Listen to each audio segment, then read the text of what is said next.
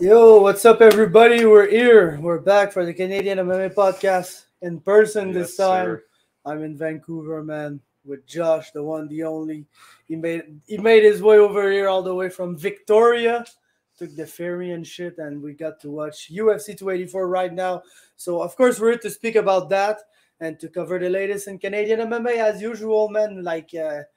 Plenty matchups. I think promotions are going all in right now because the events are like early to month of March. I don't think there's like really a free week during the month of March. It's gonna No. be events every Yeah. week. So man, like the fights are coming in, and we're here to speak about all of that. It's But before, how are you doing, man? I'm good, man. That was a good event. It was a crazy main event there that we had. And Yep. yes, lots of matchups have been announced. It's gonna be a busy March for Canadian MMA. It's like we don't get a break at all. Some nights we've got multiple events happening and it's gonna be good. Yeah, March 18th is gonna be a crazy one. I think we got a pay-per-view. We got Fight League Atlantic, and we got BTC. It's gonna be a busy Sunday talking about all those fights. So yeah. Might be like a 5-hour podcast. Yeah. We'll have to speed things up or whatever. But yeah, man, just let's get into it. And if I can, I'm gonna start with my shit, Samurai MMA, because we've been talking and we've been like not hesitant, but like the matchup weren't announced. The thing in Quebec is that the commission are really bugging the promoter that he does not announce the matchups before they officially accept the matchup. Problem is when you send them the matchups, they don't look at it until like 1 month out of the event. So that's how always what happens. Fortunately, we people like already knew the names on the card, so the tickets were selling real fast, even though like there weren't really no fights announced. But we finally got them. And I'm not even starting with the main event, to be honest. I'm starting with Jesse Ronson, Robert Sears. What you think about that, bro?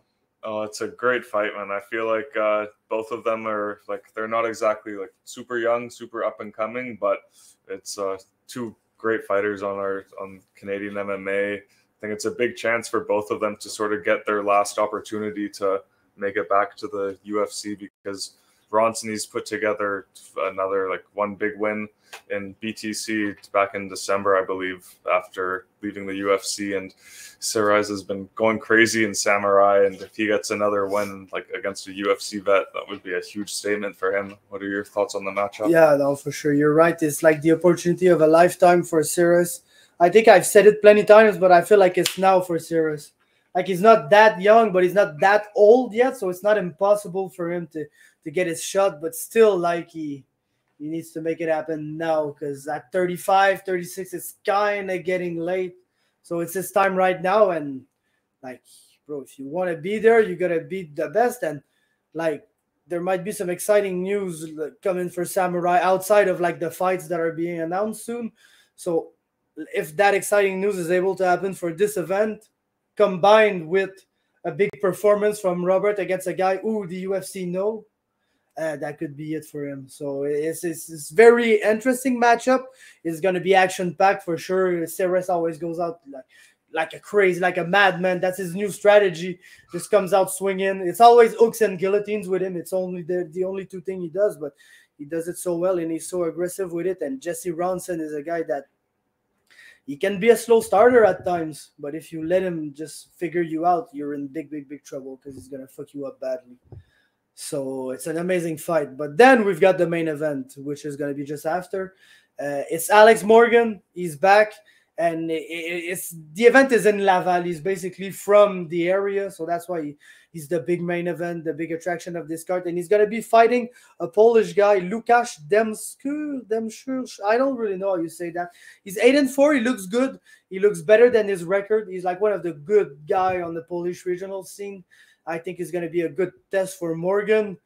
But, man, Morgan is kind of in a position where he really looks to be too strong for the regional scene, but just like missing a small thing to make it to the next step. So he's really like and it's weird that I speak about this guy because now he's in the UFC and he's having success. But for a long time, Julian Erosa was kind of that guy. Mm-hmm. Like he was having all the success on the regional scene, winning belts everywhere. But as soon as he got to the UFC, like he'd get on a losing streak or get cut or whatever. I think he came back and went 2 or 3 times.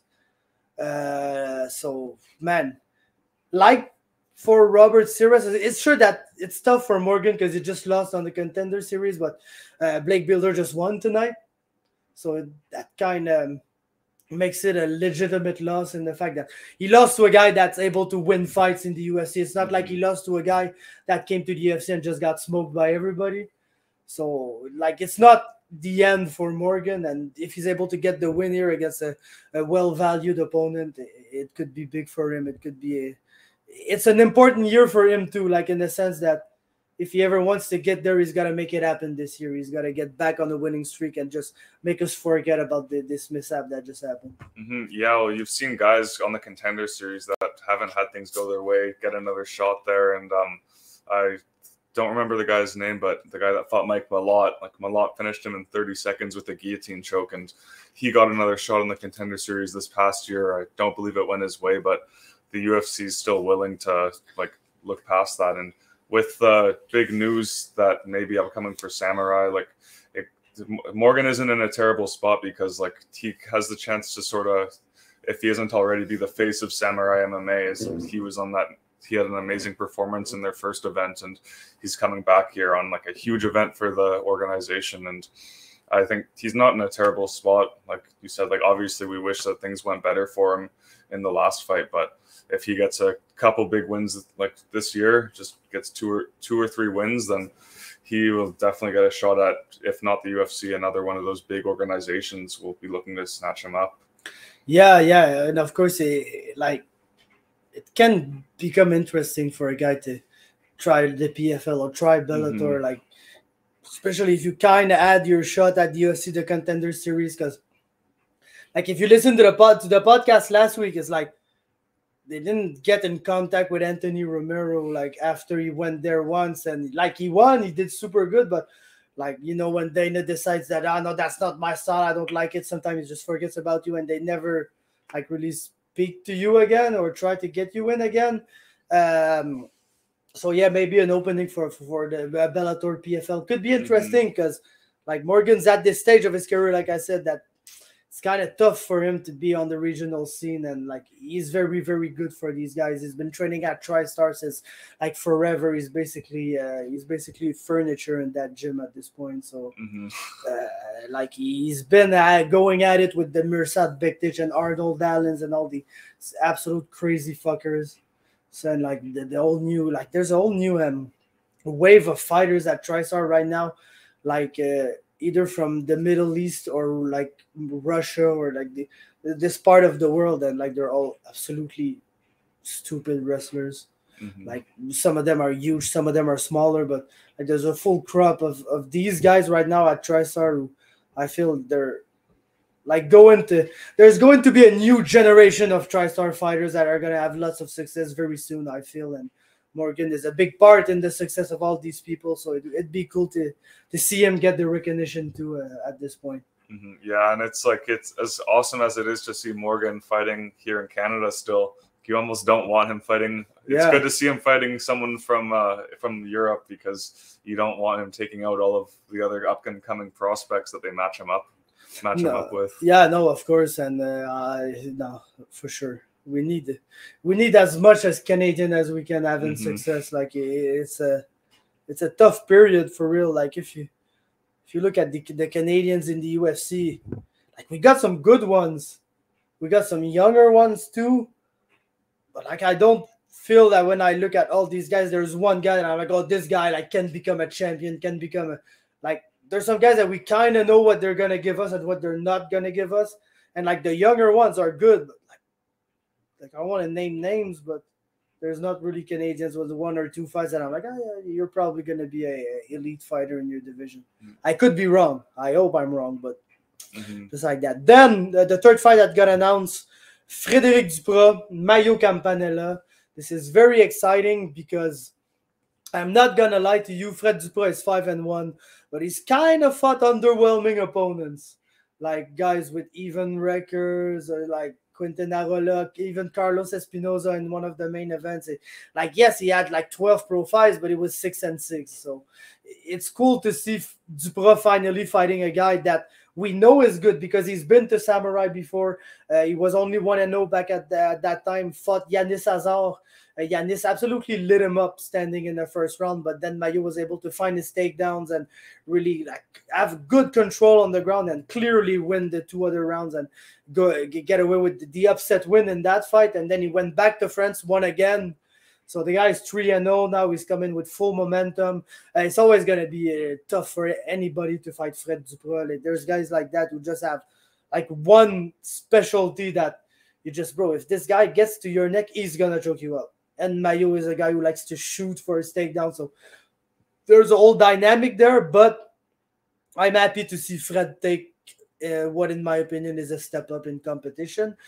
And I feel like, yeah, I know Samurai wanted him to fight for a belt, but they don't want him to fight for a belt against like a guy with not much experience, and they weren't able, fortunately, to find an opponent for him that like has like a good enough record or an impressive enough record to make it a title fight. But if Fred is able to win this fight against an undefeated guy, it's gonna be tough to deny him next fight.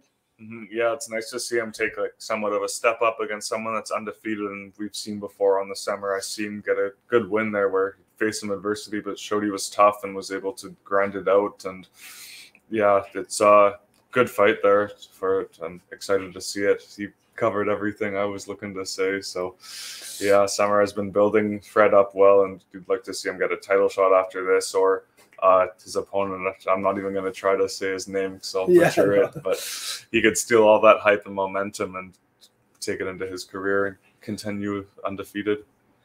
Yup. Then let's move to your shit now. BFL, which I'm kind of mad at them because last week we had a slow week, and we were able to speak to Anthony, but I would really have loved to have Mitch on the podcast. Mm-hmm. And his fight wasn't announced yet, and we wouldn't yes, we're releasing the episode on Tuesdays, but we record on Sundays. So the fight wasn't announced until Monday, so we didn't want to we didn't know when it was going to be announced, so we didn't want to just announce it without the promotion announcing it. So we didn't have Mitch, and then we wake up on Monday morning and his fight is just out there. So I'm mad about this because I wanted to have Mitch on, but he's announced now. So Mitch Strezella, Ali Wazouk. Bro, that's a very, very tough style matchup for Mitch. But I feel like if there's one guy who probably doesn't give a fuck about that and just gonna go out and fight his ass off like he always does, bro, it's Mitch Strezella. It's why he's only got 3 pro fights, and he's already one of our favorite fighters in BC, at least for me personally. But yeah, I know he's pretty much your friend, so it's probably the same thing for you. But yeah, no, of course, Mitch is amazing. Ali is very good grappler, wrestler, way more experience as a pro. They fought as amateur. I think it was a split decision. Yeah. So very interesting matchup here.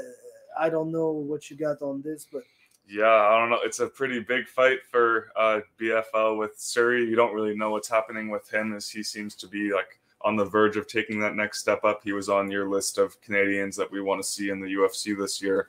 So it seems to be sort of I don't know. You don't know what's going to happen with the title, if Surrey's going to be back, if he's going to go to BTC and fight there. So this fight sort of it's one of these guys that wins, whether Surrey's here or not, is going to get the shot there, because it didn't go his way for Ali, but he got a win over a good wrestler, Yalcin. And Mitch is undefeated now as a pro, taking this fight. Ali's got 7 fights to Mitch's 2 or 3 as a pro, and it's a rematch. First one was for the BFL amateur title, and yeah, it was split decision. Lots of wrestling from Ali, as you'd expect, on the cage, and yeah, Mitch just trying to keep it standing like you'd think, but it was pretty close, and I can't wait for this one, man.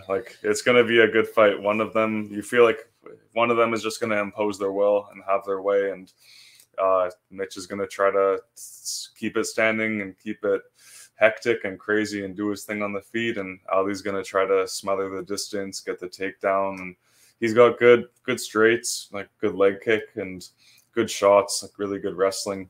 And, Mitch just mixes it up on the feet really well, just crazy boxing, and the volume is crazy. So I think yeah, a lot on the line here for both of them. I feel like Mitch is really gonna have to make everything he does count. Like he can't just go out there and land some strikes, but like nothing too impactful, and that get because he's gonna get wrestled a lot. And even though maybe Ali won't be able to get him down as easy as he can, like if Mitch spends a lot of time against the cage and like is not really able to make some impact with some big shots, it's gonna be really, really tough for him. But if the same fight happens, but Mitch is able to really sting him or like stun him or make him like on wobbly legs or even drop him once, like that changes everything. Because if you wrestle a guy against the cage for a whole round, then get dropped on your ass, you just lost a round.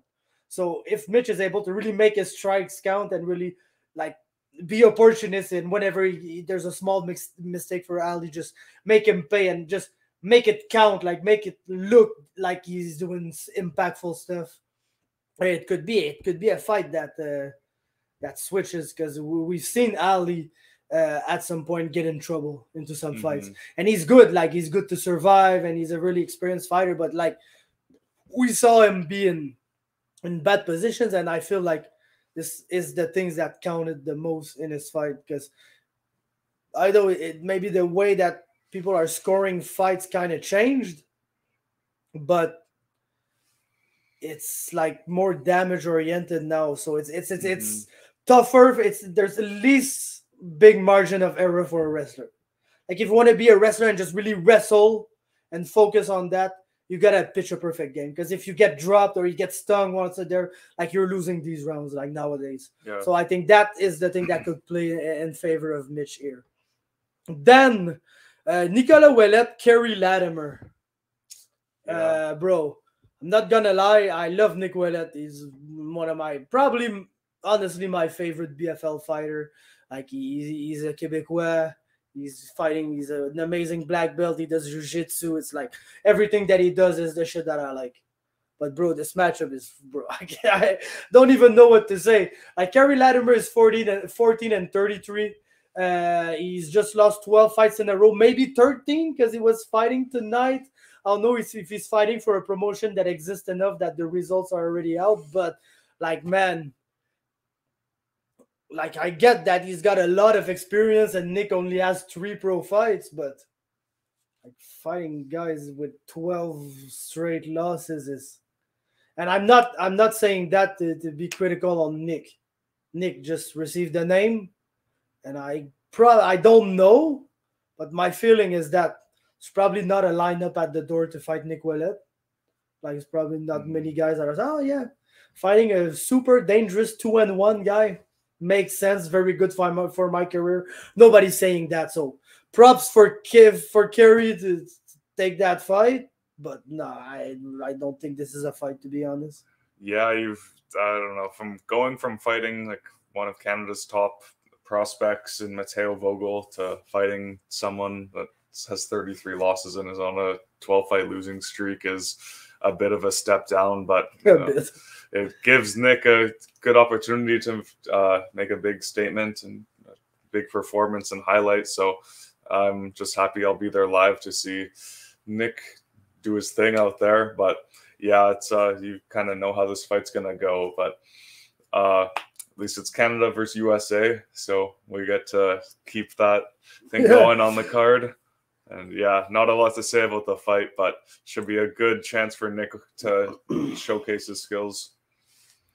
For sure, man, for sure. And the other thing that scares me is that when Achilles fought Latimer was just good enough to not get fucked up. So they just wrestled a lot against the cage when it's like a very long 25 minutes of fighting. At least it's not 25 minutes here. And I don't think Nick has it in him to really be boring, to be honest. But yeah, no, I don't know what to expect, but I know who I expect to win. Yeah, like if it gets to those positions on the cage where like Kerry may be trying to stall, or like I wasn't able to find the fight with Achilles, but I think Nick won't let it. Like he'll be going for stuff. He may even pull guard if he has to, like we've seen the Ouellet bros do. So yeah, on to the next one. Yep, Saïd Mirzai, Rodrigo Cezinando. both 4-1. Said is a weird ass guy, I feel, but like a cool guy too. I kind of like him. The interactions that I had with him, even though they were limited, I've always been super cool. But like, you know, usually MMA fighters, they train at a gym and they rep a gym, and like it's very like important for fighters to say, oh, I represent this camp and this is my coach. And I feel like this guy is just all over the place, training a little bit of everywhere, and he's not really like repping any brand beside his own. But man, when he gets into the cage, it's exciting as fuck. He's a wrecking machine. And bro, I don't know about the Brazilian, to be honest. I never heard his name before, but like when Said's fighting, I'll be tuning in. That's for sure. Yeah, no, Said's a super cool guy from what I've seen from him and how much I've talked to him. But yeah, he had that crazy performance last time, getting the first round knockout, and that was super impressive. Like after against Dahan, that was my first time there live, and it was super disappointing to see the shoulder injury happen. And yeah, I don't know much about his opponent. I saw BFL saying he's fought for the Shuto and Jungle Fight League title, so he's had some good experience, and obviously he's had success at 4-1. But it should be an exciting fight. Said always comes out to fight, and his opponent looks good as well. Good high level matchup there. Yeah, for sure, and really interesting card building up for BFL. Really can't wait for that one. Let's move on to BFL. 50th event is gonna be a card for sure, and we've got some matchups too this week. Especially Shane Campbell. Shane Campbell is back. He's gonna fight UFC, PFL, and many other leagues veteran Darrell Archer, who we remember for being Khabib's return fight. And I feel like BFL Unified is really good at finding guys that we know. We kind of know that they're going to lose to Shane Campbell too. It's still a very good matchup. To be honest, I don't think you can really find a better opponent on the regional scene. It's just a tragedy that Shane Campbell is not fighting in the UFC. To be honest, it's almost like the Alex Morgans and like the Jesse Ronson is like at a point, man. He's just shown time and time again that he's way too strong for the regional scene. And he's going to fight a guy that is good for the regional scene too. But like I think we've seen enough of Darrell Archer to kind of know that like Shane Campbell is, with his range control and the way that he kicks and the way that he's getting way better at grappling, he's not as easy to take down as he was before. And like I don't see Darrell Archer being able to have much success in that fight if he's not able to take Shane down. So yeah, that's kind of my read on that fight. Yeah, it's Unified's good at bringing guys out from America, like ex-UFC fighters and guys with some talent. So I think it should be a good performance for Shane. He'll be able to showcase his skills. And not sure, do you think that'll be the main event, or maybe Ryan Ford? It might be Ryan Ford because I think it's his last fight. Yeah, so that would be. I think he deserves it. I know Shane Campbell is kind of the unified headliner usually. Yeah, but no, I don't know who I'd give the main event to.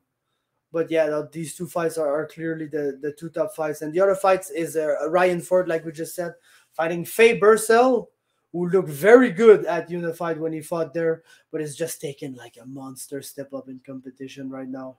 Yeah, going from Ali Charkey to Ryan Ford is a very big step up, like you said, but he did look really good his last fight, like as much as the commentators tried to push it in Ali Charkey's favor. But I thought, Faye looked really good getting the damage off and just negating the grappling and wrestling. So I think, it'll be it's going to be a special night for Ryan, though. I think, kind of a big fight. Yeah, and Ryan was really surprising in like the last fight against El. He really went back to his root, but his first return fight, I think it was the one Pickney. It was a weird ass fight for a Ryan Ford fight because they just grappled all the way through, and Ryan Ford is like really not known for his grappling, but he was able to out grapple Pickney and to even submit him. So I feel like he's made some strides in that department, and that just like if he's really a good grappler now, we're gonna see it against Burcell, because there's no way Burcell tries anything else but to take this guy down. Like it wouldn't be a good idea to try to fight the guy who's been a pro boxer and a top level MMA striker for years. Yeah, you see the power Fort has is crazy on the feet, so you know what Faye's game plan is going to be. So we'll see if he can implement it here, and it's going to be crowd's going to be going crazy for Ryan. It's going to be a special moment. Yep, and the final fight that I want to talk about might be my favorite, to be honest, because Diego Santos is now training with Fabio Alanda and the Jourdain brothers in Montreal. He lost his fight at Unified when he fought, but I feel like he's gonna want to get back, and he's fighting Arlie King, who I just love. Like Arlie King is a blast every time he's in the cage. His fight at BFL in the tournament, I think it was against Ariel Zuniga, who is another guy who was absolutely insane. Like Arlie was winning, then he got submitted by a guillotine at the beginning of the round 3, and it was like a huge comeback win for Zuniga. And then he came back to Unified, just knocked the fuck out of Izzuddin Atme, who's a very good fighter. So man, Arlie King is one guy that, like I said with Sayed, is a guy that when I see his name, I'm putting in on the calendar for real. And I think it's going to be a good matchup against Diego. It's going to be an interesting style matchup. Yeah, this thing, I'd be super surprised if this wasn't like fight of the night material. Like it's got some competition on this card, but that is nothing but like fireworks written all over it for me. Like Harley, he looked really good his last fight against Devin in Unified, like just stopping the grappling, great wrestling defense on the cage, and was just able to get off the damage and hurt him. And yeah, Diego was crazy in that fight against John Nguyen, and I can't wait for this one. I had no idea that Diego was training over with Fabio. Yep. So yeah, I'll see if he was able to make some big improvements over this span since the last fight. For sure. Let's move on to BTC. They're back on March 18th, and they started to announce their fights. The first one they announced is a women's lightweight bout between Bobby Joe Dalziel and Roberta Payne, 2 PFL veterans, if I remember. I think I'm gonna check for Roberta. I know she's had some good fights, but yeah, Bobby Joe was definitely a PFL veteran, and yeah, it's a good women's fight. Like probably some of the more experienced women we're gonna see, like 5 to 7 pro fights. Roberta fought for Bellator and for the PFL, which is pretty good. She lost her 2 Bellator fights. It's her only 2 losses, but she won against Muriel Charneski at the PFL in 2019, and then I think she got injured and couldn't compete for the rest of the season, unfortunately. But yeah, no, good matchup. Very interesting to see. And yeah, you have something on that? Not a whole lot. No, I'm not too familiar, but I saw the records. Yeah, it's pretty impressive, and it's not sure where else they'd be able to find fights besides PFL in that weight class. So, yeah. But yeah, you'd look to see one of them take that step back over there if they can get a good statement victory. I'm looking forward to it. For sure. Then Mike Mead, Mathieu Langlais at heavyweight. Mathieu Langlais is basically willing to fight in 3 weight classes. Now he's up to heavyweight. He's going to be at a size disadvantage against Mike Mead. But Mike Mead's first fight was against Sterling McKetty, who had an enormous size disadvantage against him. And Sterling still beat his ass pretty badly. Mead was able to come back and get his first pro win in his last fight, though it was against Chester Post, who is kind of notorious for having a Kerry Latimer type beat record. So I don't know really what to make of this. I feel like if Mead is able to beat Mathieu Langlais, it would kind of like legitimize him as a pro fighter who's like really ready to be there and everything. Because Mathieu Langlais doesn't have a winning record or anything, but like he's fought monsters like Hugo Guillon and like he's been around the block. Alex Bolé at TKO, that was an absolutely crazy fight.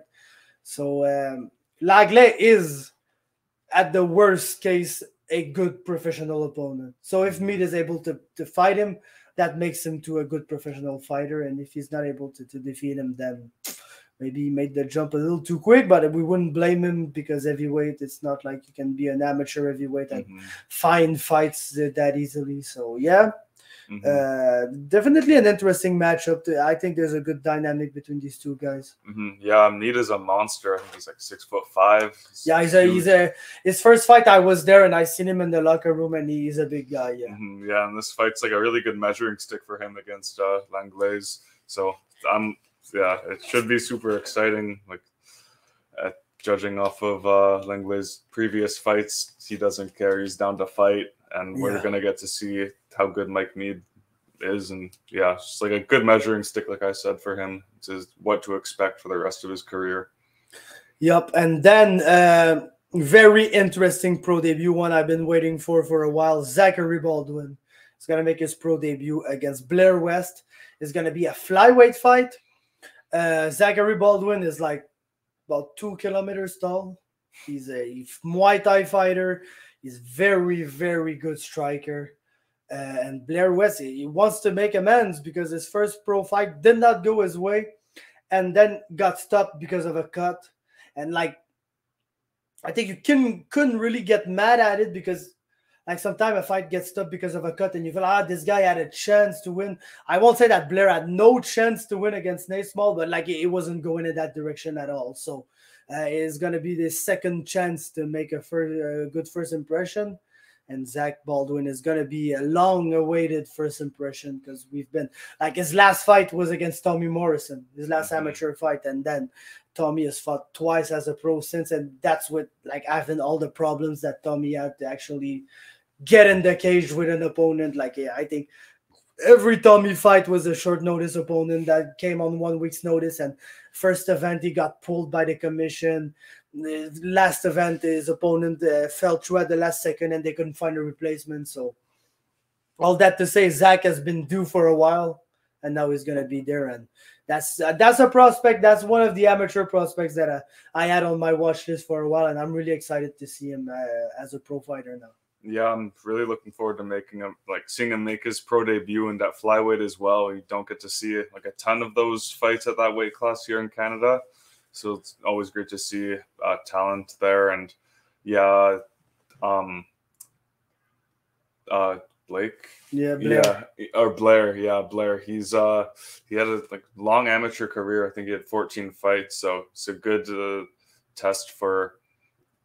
Sorry, man. I'm tired. Yeah, that was a long card. Late. Yeah, we just watched LF fights and. Yeah. It's 1:52 a.m. in Quebec, bro. It's fucking late. But that's a good fight. They're both like young prospects, and it's gonna be a good one for sure. Then move on to Prospect, who got an event on March 5th. So now they're really moving on with announcing all the fights. We've got 5 fights this week. First one of them is Adrenaline MMA's own Matt Bednarik. Fought twice as a pro, did not go his way both times, and he's fighting Robert Protomani, who is 1-1 if I remember well. A good little welterweight matchup. Bednarik, yes, is 0-2, but like looked better than a guy with no wins. And Protomani, unfortunately, I think I saw him. Did I get to see him? I don't recall. I remember his first fight was like for a promotion in the USA that I couldn't find it. Maybe I could find his second one, but I don't really remember. But yeah, I'm looking forward to that welterweight matchup for sure. Should be exciting. Yeah, that one will be good. Then, speaking of exciting, we got Jungle James, fresh off his highlight reel knockout of the year candidate against Chris Leeburn. A knockout that caused many reactions because Chris Leeburn is a very divisive character. And some people were really happy to see him knock the fuck out. Some other weren't. Me personally, I like Chris, so I won't say I was mad or anything because I don't have a stake in that. But yeah, Jungle James is going to be back fighting Byron Phillips. I don't know if it's a cool matchup for James, to be honest, but it's surely going to be exciting. Phillips is a good fighter. Yeah, Phillips is really good. And James coming off that crazy spinning back fist, that was insane. I don't think anyone was expecting that, not even James. But Yeah, it's gonna be a good fight. Then the matchup that they announced that excites me the most is Blake Oswald, who made his pro debut for Fight League Atlantic and defeated Jericho McPhee by armbar. First round, really good stuff. And he's going to be fighting Kevin, the one and only Kevin Popovic, who is now 3-2. He's got a winning record, which was already supposed to happen that way. But unfortunately, sometimes things don't happen the way that they're supposed to. But he's a very good fighter who worked so hard, and he was able to get back on the right path. I like the matchups. I like the two guys involved in the matchup. I think it might be a little too much for Blake. Like, he's very early in his career, man. And Kevin, yes, like you said, maybe doesn't have the most good-looking record, but the guy's a fucking animal. And like the guy that beat him are basically Seri City and Nicolas Ouellet, who we can't say enough good things about. So. Yeah, no shame in either of those losses at all.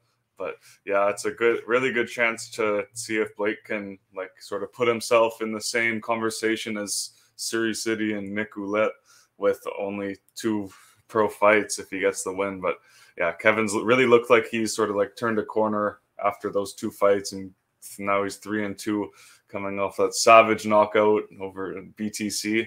And yeah, this one, like these guys, this fight hopefully it doesn't fly under the radar for most people because they're super high level. Yep. Then we've got another women's fight. It's at atomweight this time, so the absolute opposite of 155. It's Isabelle Lacroix from MAS fighting against Kara Marie Wisłowski. And I don't know any of these girls, so I won't even try to pretend like I got something to say about this fight. But I'll be watching, and I guess I'll know more when they're done fighting. Yeah. Yep. And then a 140-pound catchweight fight. We've got Musa Tolliver and Michael Imperato. The thing that I know is that a little like Chris Lieber, Michael Imperato, very divisive character. I know some people really like to see him get knocked out by Edward Walls. But yeah, that's not the way you wanted things to go. And you know that he's going to come into this fight with a chip on his shoulder. And he's already a kind of mean fighter. Like Michael Imperato, he fights mean. He wants to hurt his opponent. He when he grabs onto his positions on the ground, he's heavy. It's not a guy that you want to be stuck under. He's very vicious with the submission too. So to have a guy that's kind of mean as a fighter, and that would probably want to be even meaner in that fight because he's pissed about what happened the fight before. Musa better be ready, man. Yeah, Michael's going to be coming out with like something to prove in this fight because that obviously didn't go his way in the last time, and he's going to be looking to take it all out on his opponent now. So it's a good fight. For sure. And then just rapidly, we've got the Rumble in the Cage 64 event taking place on February 18th. So that's next weekend. We'll try to get the pay-per-view. I heard that there's a pay-per-view on their website. So we'll try to get that and speak about the event after it happens. Just quickly, there's amateur MMA and kickboxing. There's a full card of it. I won't name the names because there's too many fights. So just tune in if you want to see them. But there will be some pro action too. In theory, 4 pro fights. Main event is heavyweight Matt Heim and Lee Meehan, who is the promoter of this event. Nothing much to say about this fight, but yeah, it's gonna happen for sure. Then John Woo, Brian Crow. We've got Desmond Johnson fighting Ben Fair and Josh Kitchen and Colton Boxell. Colton Boxell, his only win was a really cool heel hook at BTC. If I remember, I gave him my submission of the year like 2 or 3 years ago. So he hasn't won since, but the guy is always really interesting. And like you gotta say, the Rumble in the Cage is an event that's put on, like I said, by Lee Meehan, who is the head coach of the Canadian Martial Arts Center in Lethbridge.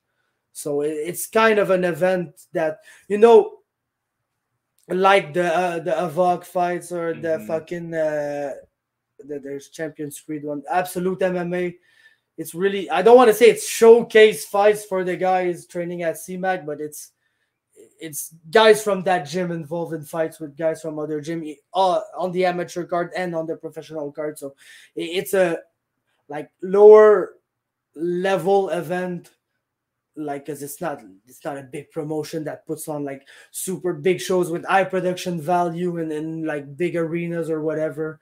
It's kind of a smaller event where you're gonna see a bunch of guys from the gym get some experience in the cage, and then maybe be able to move on to bigger and better opportunities from there. But yeah, we need these type of events in Canada for real, and especially for the amateur portion of the card, which is weird enough to say that the amateur portion may be like more important than the professional portion. But yeah, we need these guys, because in Quebec it's tough amateur wise. We're able to get through it, but it's tough. In Ontario, it's non-existent. So to see the amateur scene being well and alive in Alberta, now in the Atlantic, and with BFL, what they're doing with the amateurs on the prelims of their cards, it's just very important, man. If we want the sport to have a future, we need some amateur fighters. Yeah, I'm looking forward to being able to talk about some of the talent that we've watched 2 weeks from now, I guess. So yeah, or no, I guess just a week from now. So yeah, it'll be good to watch some of those young fighters from Lee Main's gym. Yeah, it's a week away from now. And then let's move on to the UFC, bro. Generally, how did you like the UFC 284 event? I don't know. It was all right. Like that main event, I feel like kind of saved the whole card, in my opinion. Main and co-main were amazing, to be honest. Like very good performances. The main event was an amazing fight. But yeah, before that, we had some fights that like were better than we thought. There were some fights that we thought that were gonna be good that were like a little worse than we thought they were gonna be. A lot of like we started the night with a really weird decision. Some would say we ended the night with a really weird decision. I think that, and we'll get into it, I think the decision in the main event is more justifiable than the decision in the first fight. Still tough to argue that Islam won 4 of these 5 rounds, to be honest. Like first round I gave it to Islam because it was good back and forth round. They were both able to land like at least one good strike that seemed to bother the other guy, but at the end of the round Islam was able to secure the back for like, yes, not long time, but I feel like that's what makes the difference in that round. So I think round 1, I won't say it's a clear Islam round, but it's an Islam round for me. Second round, personally, I have no clue who won it. Third round, I think, was even tougher to score than the second round. I saw many people gave that round to Volk. I don't think it's the case with the judges, but I think some judges did in the end. Fourth round was the clearest round of the fight for me. Islam had his back for like almost 2 minutes and was really doing good stuff. Fifth round, Volkanovski really came on strong. And I think that's probably why some people are mad about the decision, because it's always easier to get mad when the guy that finished the fight really strong does not end up winning the fight. I'm not mad at the 48-47, to be honest. But like I said, no, I don't. Because when these rounds are so close, there's an argument that you can make that, yes, Islam may have won these 4 rounds. But like general consensus would be that Volk won at least one of them. Like he won round 2 or round 3, whatever you choose to think. But no, the 49-46 was a rough scorecard. But like I don't want this to be the conversation after that fight. Like I want the conversation to be like how good Islam did with his striking, especially how good Volkanovski was to not get control on the ground, to not get taken down easily. Like Volkanovski, yes, he moved up, tried to be a double champ, fell, man. Like you can't fall this short. Like it was that so close. Yeah, it was so close to win that fight. He was written off by so many people coming in as like a 3-1 underdog. Yeah, I always felt like the odds were kind of disrespectful, to be honest. Yeah, in the end, the favorite won the fight, but it looked like it should have been a pick'em's fight, like just even odds. And like before I get into the fight, I feel like just looking back on it, I think the whole main card portion was really good. But it was just the prelims were not the craziest thing. There were some good performances by fighters, but I think the main card was really good. But yeah, I think 49-46 for Islam Makhachev is pretty crazy. Like to all those first 3 rounds. I thought the second was the first was pretty like maybe 60-40 to Islam. And then the next 2 were pretty close to 50-50 rounds. Oh yeah, that's like some 42. Yeah. 42. 52-48. Like, bro, I'm tired too, man. I'm trying to say words and trying to calculate percentages in my head, and it wasn't working at all, man. Yeah, but I think Volk was he really performed amazing in that fight. Like, I think Islam did have like his better moments in the striking. He was landing like more clean shots and landing more consistently during it.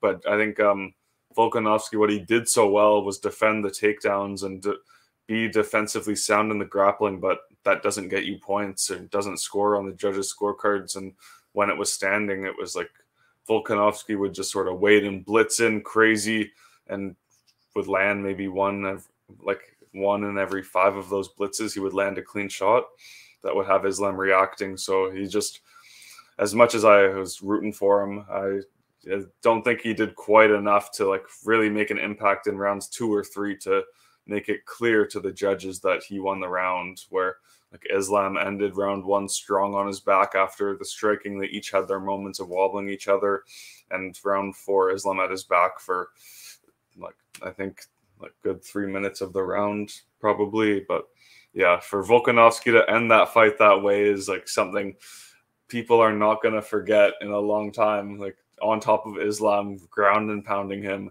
so the final horn ended. Like, it was just a crazy moment. Like, they always tend to say that like defense, it's his own reward, in the sense that if you do good defense, what you win is not getting hit in the face. But defense like shouldn't score. So looking in that optic, yes, I think Islam deserves to get the win. But I've seen the short time since the fight, I've seen at least 10 people on Twitter say, I believe that Alexander Volkanovski is still the #1 pound-for-pound fighter, because basically he moved up in weight to have a 50-50 fight with the champion. So even though he didn't get the decision win, he should still be the #1 pound-for-pound guy, because he basically proved that he was as good as a fighter as Islam, and he's fighting a weight class below. And you could see that like the size difference and the height difference, especially in that fight, was kind of crazy. But I don't know how you feel about this statement. Like, should Islam be now the #1 pound-for-pound fighter in MMA? No. Is it still Volk, or is it just somebody else? I didn't think about that at all. But honestly, now that you bring it up, I agree with those people saying that. I do. Like, I think that Volk, pound for pound, is if everyone was the same weight and same everything. And it looked like on striking, the reason Islam was winning was because he was so much bigger and just seemed to be able to and longer, so he was able to pick it. That some good kicks, and some good head kicks. He was able to land some good strikes. Those and knees. Like he weirdly generated power when they were close, since like he's got the longer frame. He's able to punch through his opponent. So when they were close, I feel like Islam was able to generate weird power from there. And normally Volk's game plan isn't to rush forward and sort of drop his head and throw like a 3-punch combination at least every time. But that he really changed his game plan, and he was still able to make it a razor close fight that some people are arguing that he won. So I think that's a very valid argument to say that Volk should still be #1 pound for pound. Yep. I think it's either one. It's not one of these two, because I never got why women are not in the same pound for pound list as men. Because the concept of pound for pound is like kind of eliminating all these variables like weight. Like, I feel like gender should be the same. Because if all of these fighters were like the same gender, the same weight, like, how is not Valentina Shevchenko the most dominant fighter in MMA right now? So my #1 pound for pound fighter is Valentina Shevchenko. And I hate her. I hate her to death. I don't like her style. I'm always super bored by her fights. But bro, she's super dominating. I feel she's probably even more dominating than Amanda Nunes, who was like the most dominant fighter of her generation, basically. So like if I gotta stick to men, then I really don't know. I'm kind of a purist, so when a guy defeats another guy, I kind of want to put him in front of him. So maybe Islam is my number one pound for pound fighter, especially now that Izzy lost, Usman lost. So it's kind of fluid at this point, like who's the number one pound for pound guy. But according to my own definition of pound for pound, I feel like everybody, women, men, should be in there. And if that's the case, like Nunes and Shevchenko are probably in front of Volkanovski and Islam at this point for me. Yeah, I definitely, like, if it was all combined, yeah, both of those names definitely deserve to be like near, if not at number one. And before Nunes lost to Pena, would you have put Valentina above Nunes on pound for pound, although she had lost? Because it's sort of asking the same question as this, because like Valentina lost the razor close decision. She was moving up. It's tough. I think I would have put Nunes first before she lost to Pena. Yeah. Okay. Honestly, because she had the two. But then the loss to Pena just hurt her so bad. And yes, it was just a bad performance one time. But man, Juliana Pena is one of the worst champions the UFC has seen. Yeah. So yeah, that was a tough loss. So I gotta put Valentina in front of her right now. But yeah, before Amanda lost to Pena, now definitely Amanda was in front of Valentina for me. Yeah, it's hard to give me credit to Amanda for much because she made everyone. That loss forced season 30 of The Ultimate Fighter to happen with her and Pena, and that was just a terrible season. I tried watching it, couldn't do it, and yeah, that was bad. Yeah, no, that was bad. But let's talk about the co-main event now.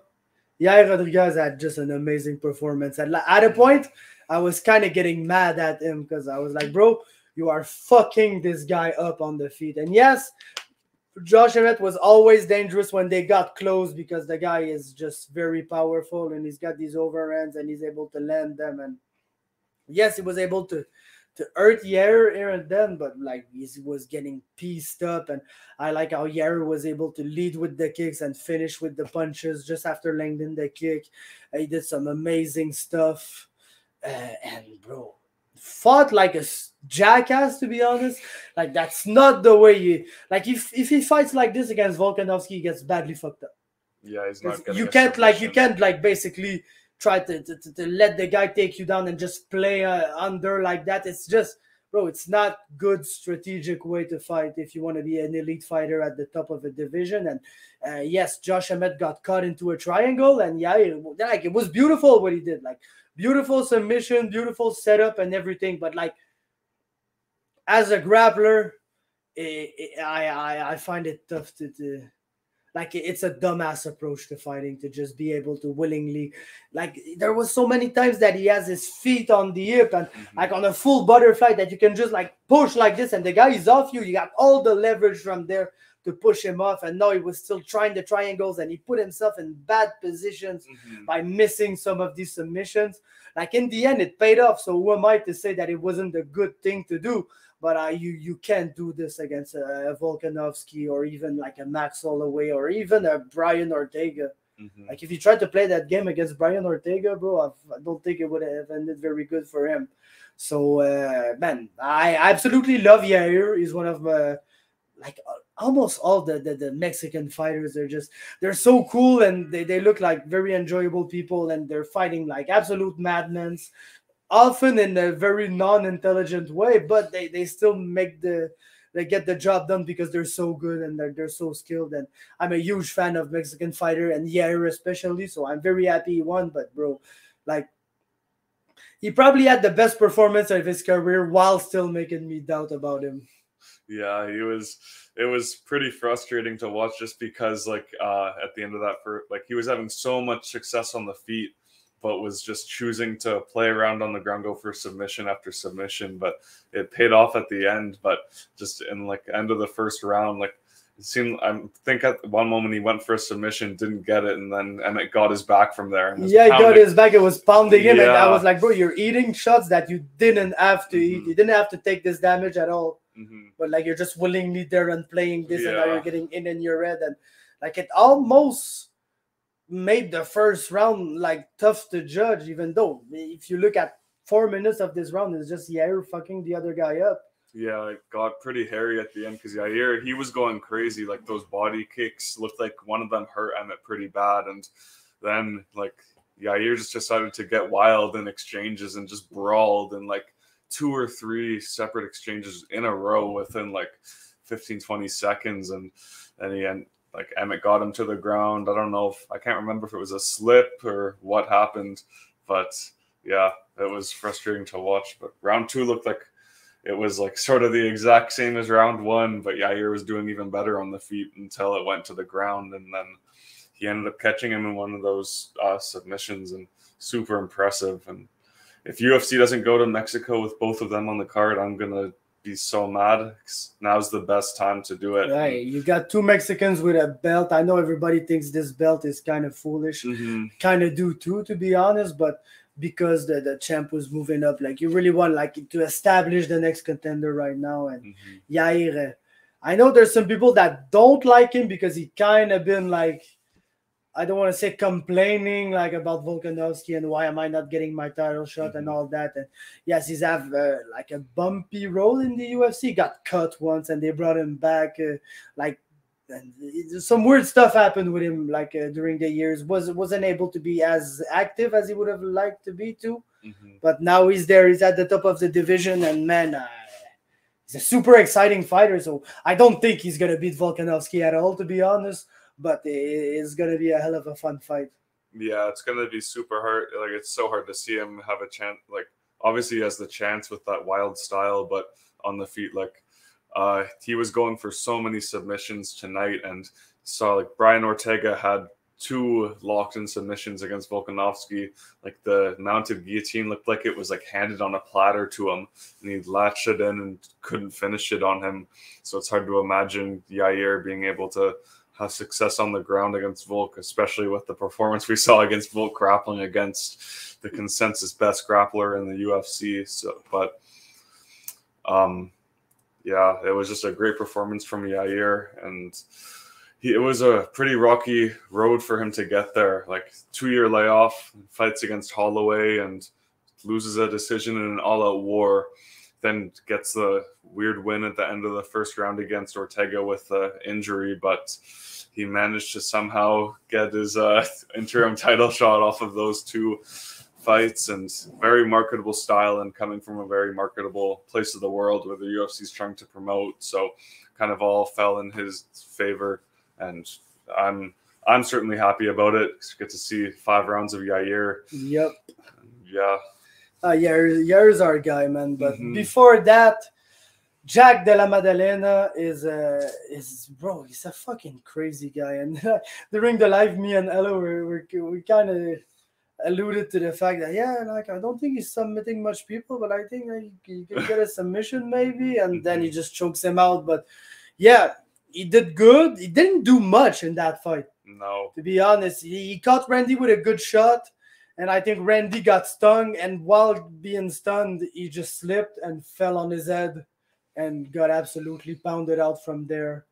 I'd say it's a weird finish, but like it's not on Jack. He did everything he had to do and face planted his opponent and got the first round submission win. And bro, like I said, it's bittersweet because I think with that win, he really legitimizes himself as like a top level prospect in that division. And like there's a few of them. I know Brady kind of lost some shine after he lost to Belal, but I feel like Belal, we're living in peak Belal era right now. The guy is just at the top of his career, the top of his game. So Brady is going to be able to bounce back from that. We've got Shimaev, who is just an absolute phenom. Rakhmonov was another phenom in my opinion. And now we got Jack Della Maddalena just adding his name to that. But they're in a division where nobody in the top 5 is looking to fight them. Because like I said to Ella, there's just it's tough with these bigger weight divisions because you need to string 6 or 7 wins in a row to be in the top 5. So once you get these 6 or 7 wins and you're ranked top 5, you're like, bro, you're giving me my title shot, or you're giving me a number 1 contender fight against a guy that's ranked above me. And nobody in the top 5 is trying to fight somebody that's ranked below them. So it's just like I feel like Jack is probably like, I wouldn't put him in the top 15 right now because I like for a guy to beat a top 15 guy before I rank him.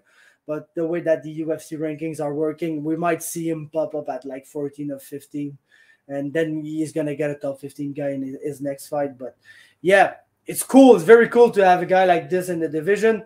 I just wonder, like, what's going to be next for him, since nobody was really looking to fight in this division. And like when they're fighting, it's always the same guys fighting between them, and then the rest of the division trying to get to these fights. But it's just, I don't know, there's a big gap between the top 5 and the rest of the division, but not a talent gap, just I don't know, man. It's a weird division. Yeah, it feels like there's like a big, like, I don't know, like empty space in between the rankings and people outside of the rankings. And then even within like the top 5 and then the rest of the rankings in welterweight, it's a super divided division. It's super hard for guys to sort of move up in there. But yeah, it was, I don't know, I'm a big Randy Brown fan, so that was super hard for me because Randy Brown came out going crazy, like looking super nice with his swag, just like popping out the jab, being super long with front kicks, and like he hit him with a nice Stockton slap too, and Randy looked like he was about to start like styling on him, but I was holding my breath just the whole time, like just super nervous. And then he clipped him, like so you could see Jack was really trying to get him pressed against the cage to where he could unload like he did last fight against I think it was Danny Roberts.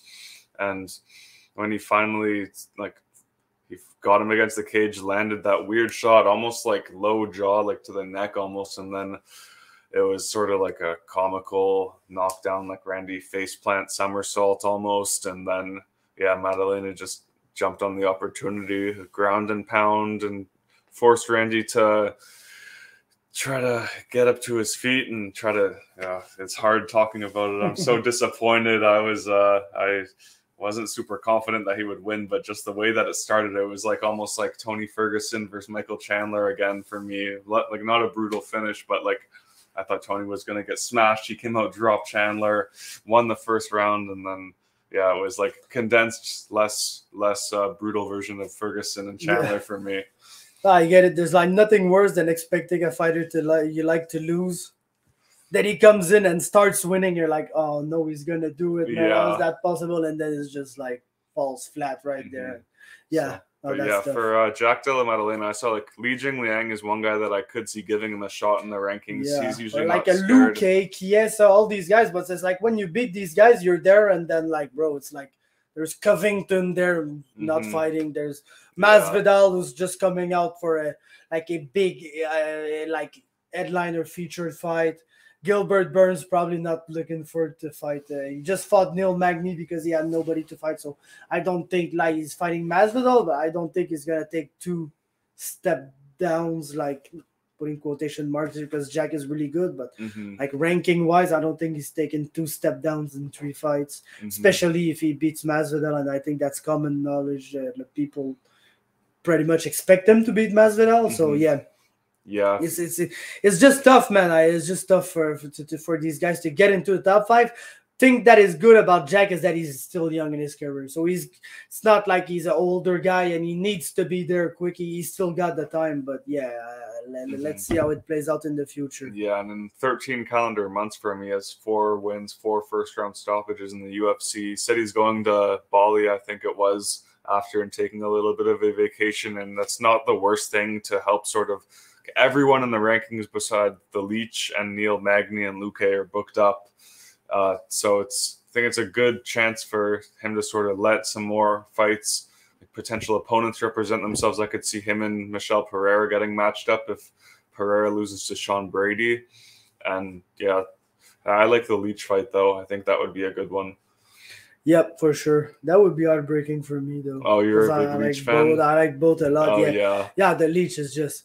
Like I just like his face turn last year, like the suit, the way that he got super like done dirty on UFC 279 week, brutal. And then after that, like every time you saw a minor Li Jingliang win, like you're like, oh yeah, like he's there rooting for Wiley with his China flag. It's so cool because the last time he tried to bring his China flag into the cage, they just took that shit away from him. Like, you're not showing this shit on TV, bro. Fuck you. Worst week of his life there, but he gained a lot of fans. Yeah, for sure. And like he's just a guy that you want to root for. He looks like he's so cool. And yeah. So Justin Tafa, Porter. I was really like in my head there. Yeah, there was a way that Tafa was winning this fight, but like not if it was lasting too long. Like Porter was just way better than him everywhere. It's just that Tafa kind of has that like weird Mark Hunt power, which he kind probably inherited from Mark Hunt, because like you know that this whole like camp with Pedro and fucking tight with us, so they kind of have a connection to Mark Hunt.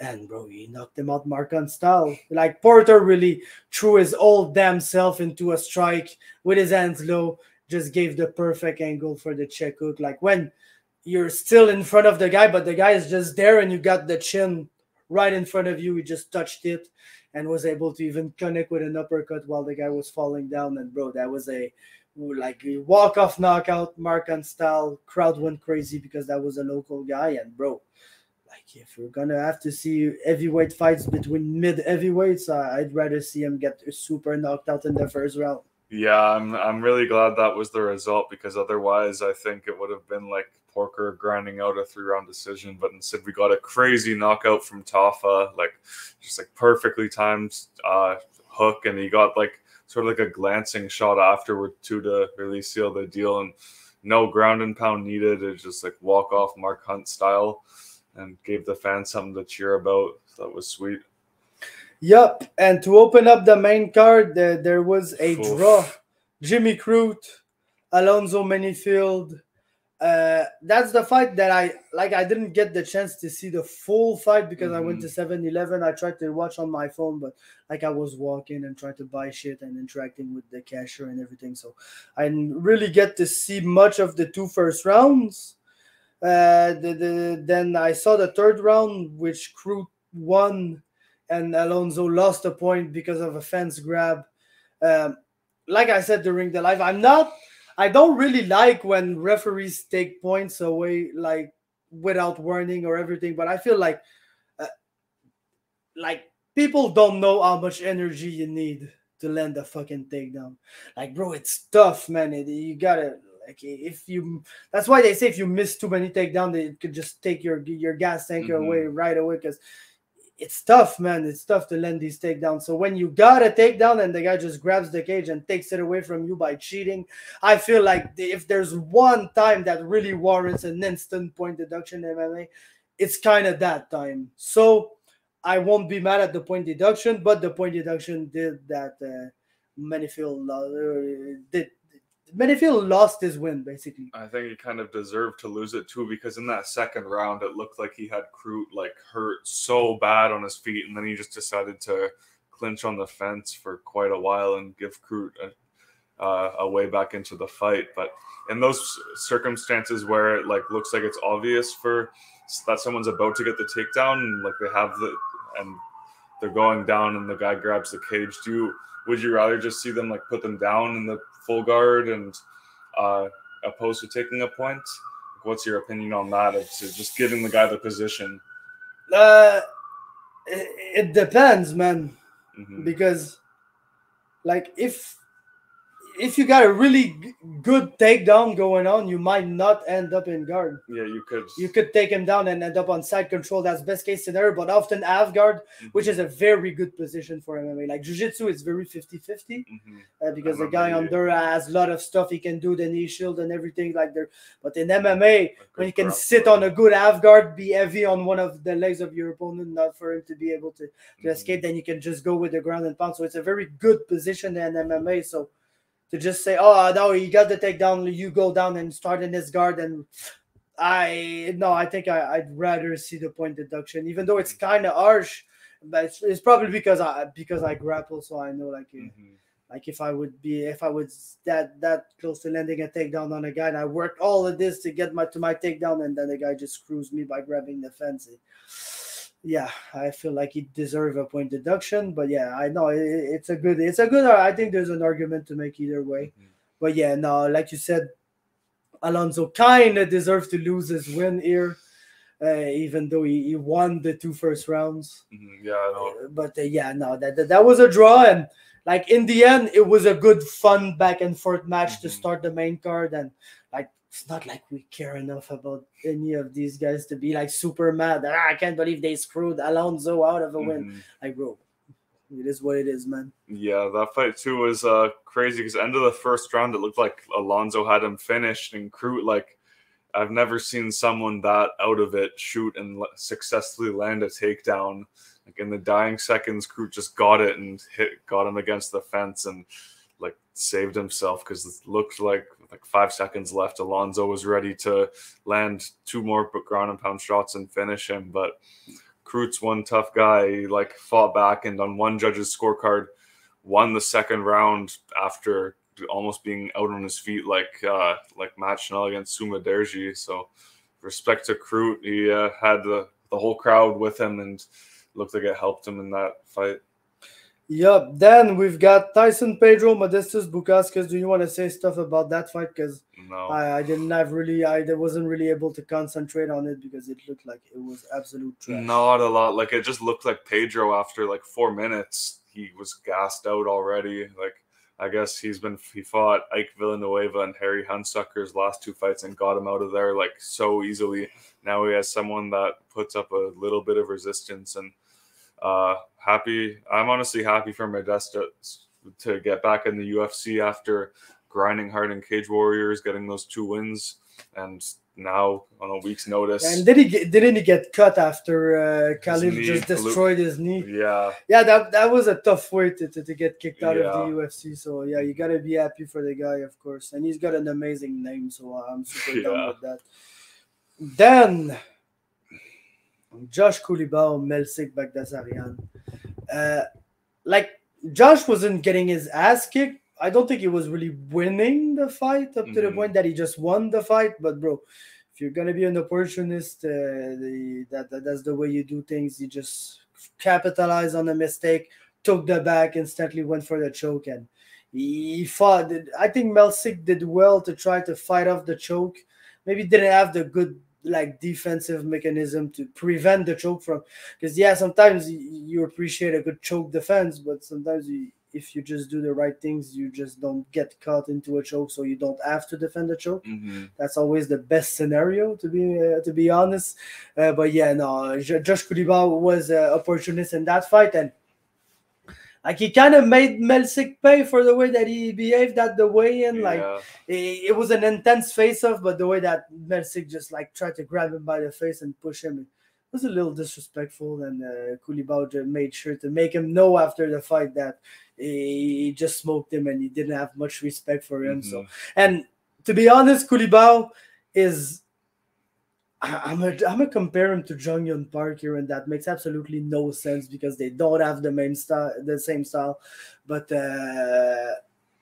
he's a guy that, like Jung Yun Park, when I saw him in the first UFC fight, I was like, this guy's trash. He's probably gonna be one of the worst middleweights like in the UFC. Then just found the takedown game and one of the best ground and pound in the whole division, and then he's like a pretty good fighter who lost maybe once or twice in 5-6 UFC fights.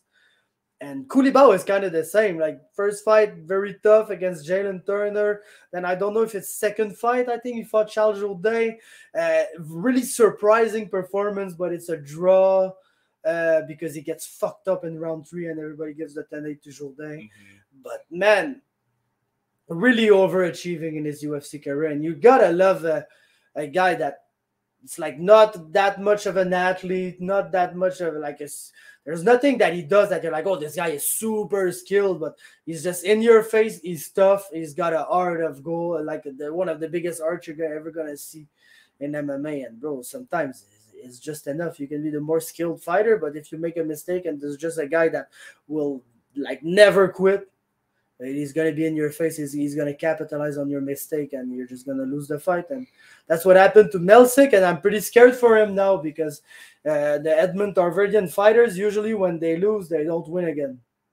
So that might have been a very short ride for Melsik because I don't know if he's winning a fight again. Yeah, I know. Koulibaly is always super entertaining to watch. Like his energy when he's in there and just when he's not even in the cage, like he's just super, I don't know, like seem like it's just I like following him and watching him. He's a entertaining guy, and felt like Melsick was sort of like just slightly ahead the whole fight, like just landing the better shots, and he bloodied Kulibao up too and landed that nasty groin kick as well. Yeah. But when Kulibao like got the chance, he was an amazing opportunist, like you said, and just grabbed the neck, sunk that in so fast, and yeah, Melvin sort of gave his back up super quick, just trying to get up to his feet.